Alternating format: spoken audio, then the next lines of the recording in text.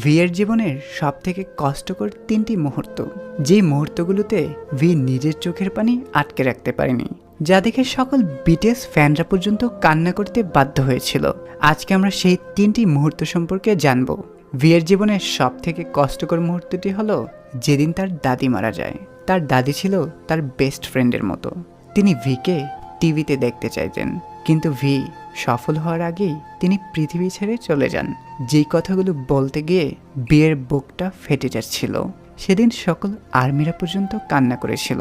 ভিয়ের জীবনের আরেকটি কষ্টদায়ক মুহূর্ত ছিল যেদিন তার বেস্ট ফ্রেন্ড তাকে ছেড়ে চলে যায়।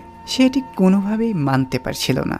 আসলে বেস্ট ফ্রেন্ডকে যে হারিয়েছে সেই এই কষ্টটা অনুভব করতে পারবে। তারপর ভিয়ের জীবনের আরেকটা কষ্টদায়ক মুহূর্ত ছিল যেদিন তার প্রিয় কুকুর ইয়ন্তান মারা যায়। সেদিন ভি চুপচাপ হয়ে পড়েন। ইয়ন্তানের মৃত্যুতে সে ভীষণ ভেঙে পড়েন।